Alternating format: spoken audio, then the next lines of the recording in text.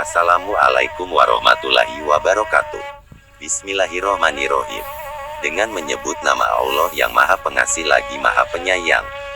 Segala puji bagi Allah, dan solawat beserta salam semoga tercurah kepada Rasulullah, baginda Nabi Muhammad Sallallahu Alaihi Wasallam.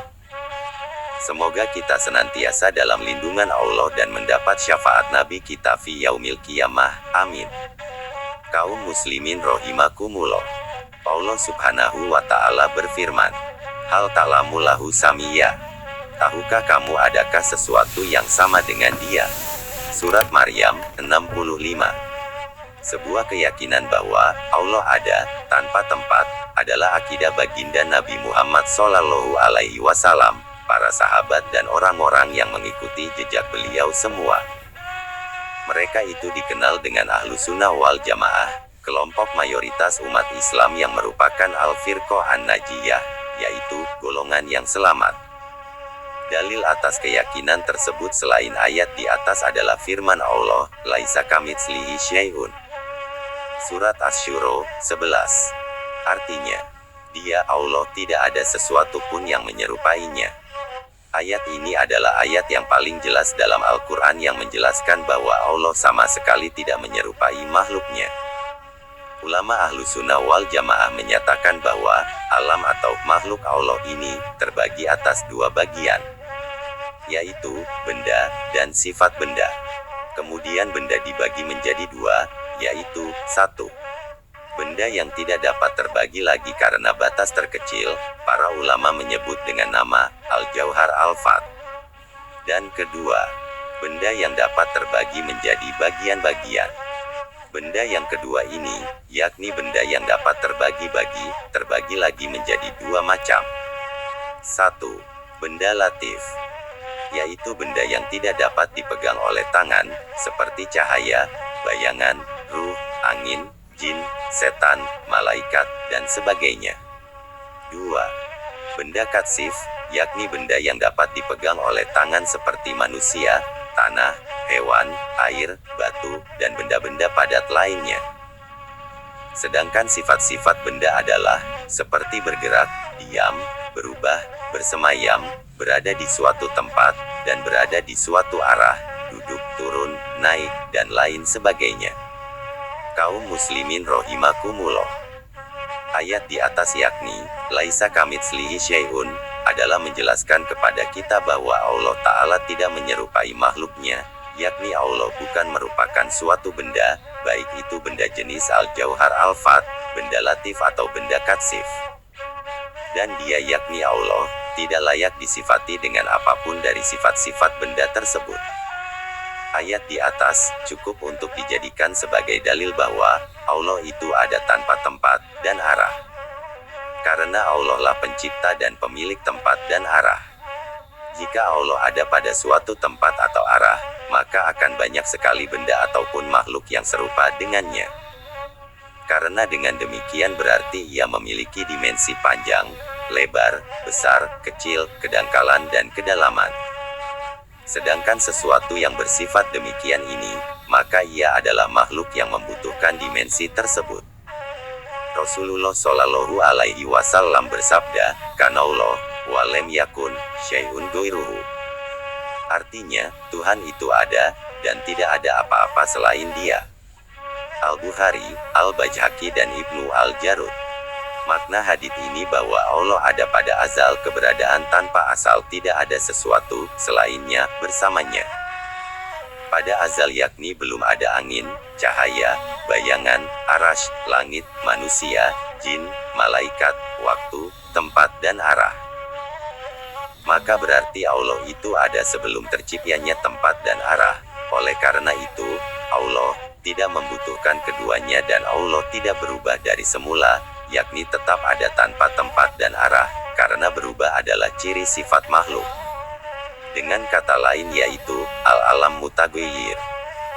Sebagaimana akal manusia dapat menerima bahwa Allah itu ada, tanpa tempat dan arah, sebelum terciptanya tempat dan arah, maka akal manusia juga tentu akan menerima adanya Allah tanpa tempat dan arah setelah terciptanya tempat dan arah.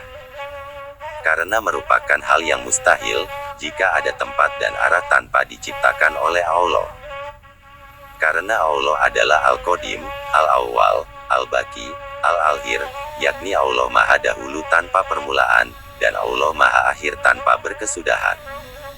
Hal ini merupakan penafian atas adanya tempat, arah, dan waktu bagi Allah.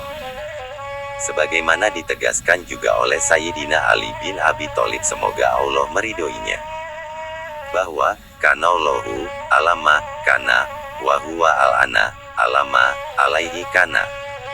Artinya, Allah ada pada azal, yakni belum terciptanya tempat, dan Dia Allah sekarang, yakni setelah menciptakan tempat tetap seperti semula, yakni Allah ada tanpa tempat.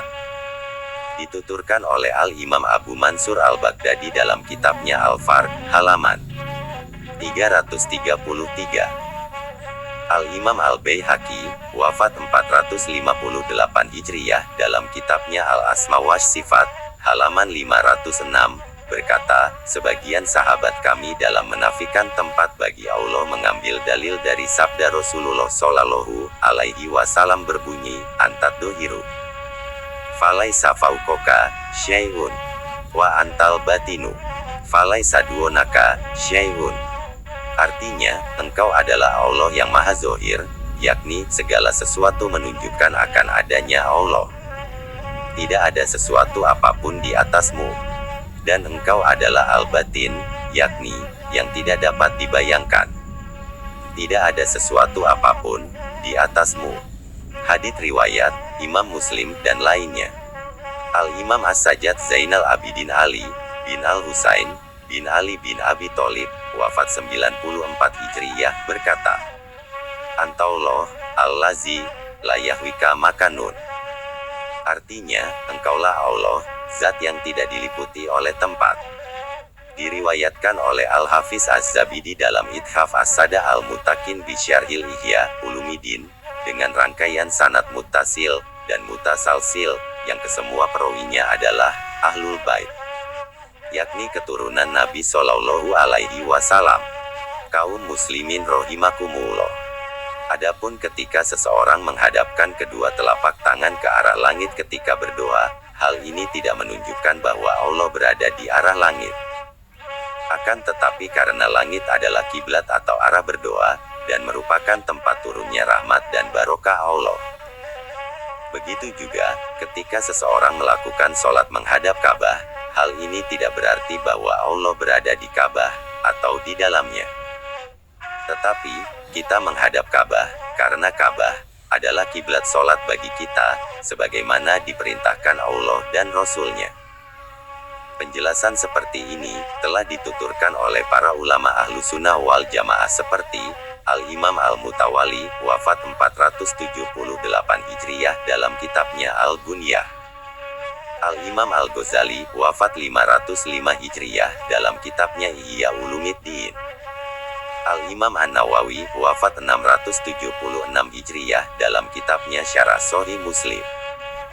Al-Imam Taqiyuddin As-Subki, wafat 756 Hijriyah, dalam kitab As-Saif As-Sokil, dan masih banyak lagi penjelasan imam-imam yang lain.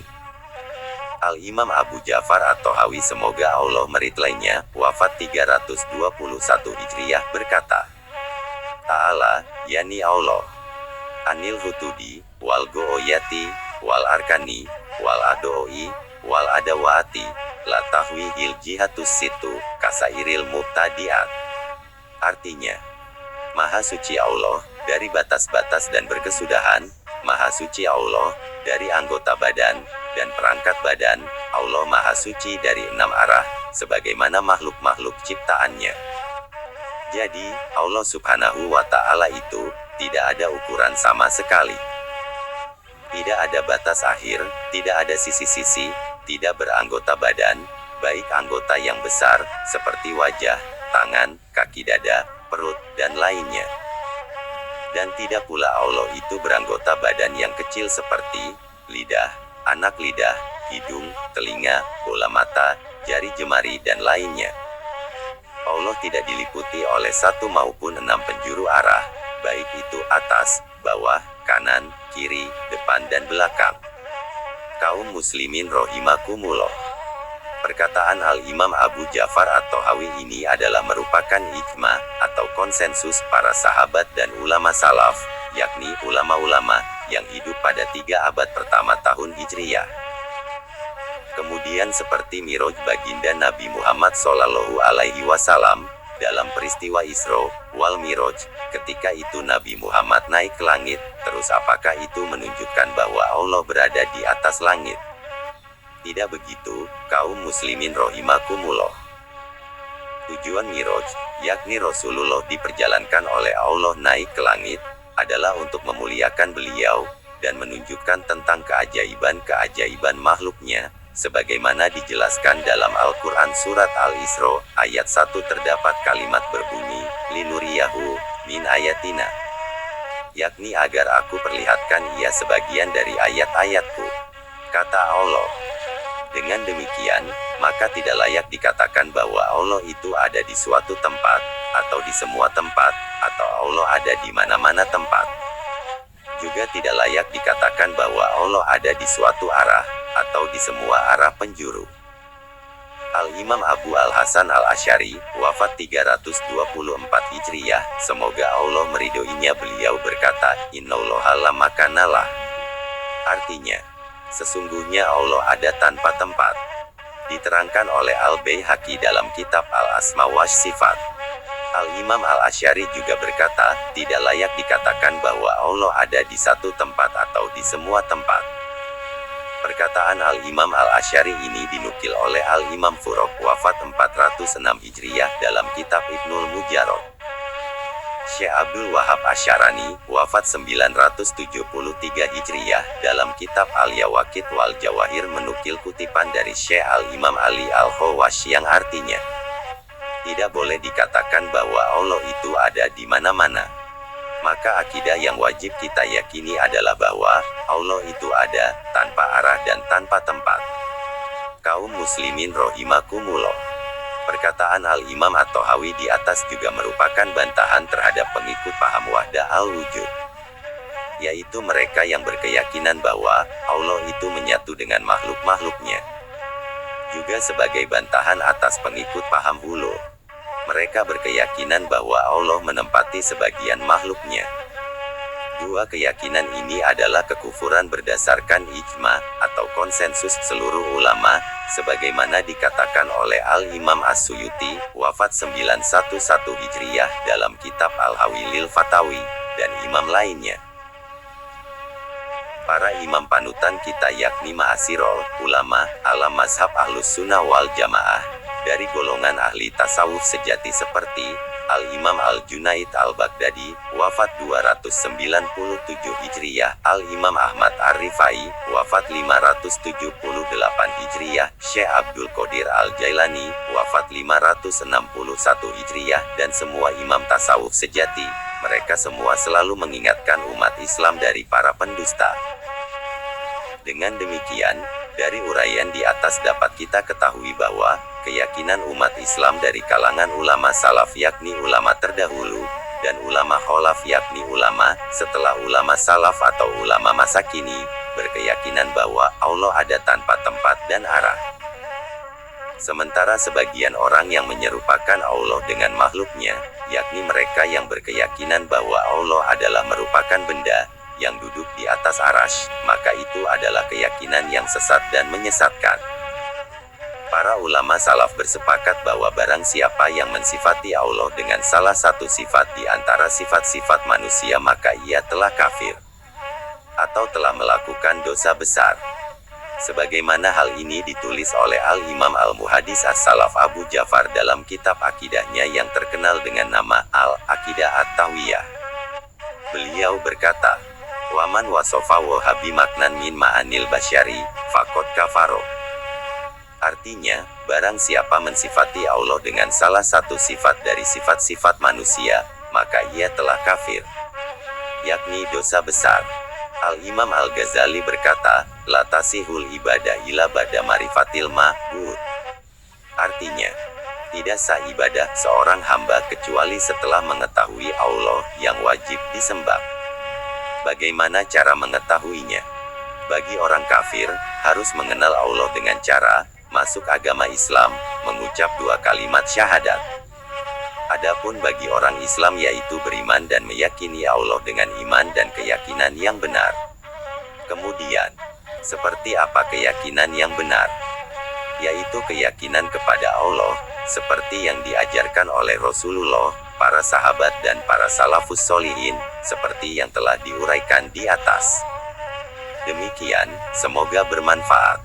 Wallahu a'lam bishawab. Walhamdulillahi robbil alamin. Sumber: FIS KTB. Penyelaras dunia Islami kita. Jangan lupa teman-teman untuk subscribe, like dan share ya. Wassalamualaikum warahmatullahi wabarakatuh.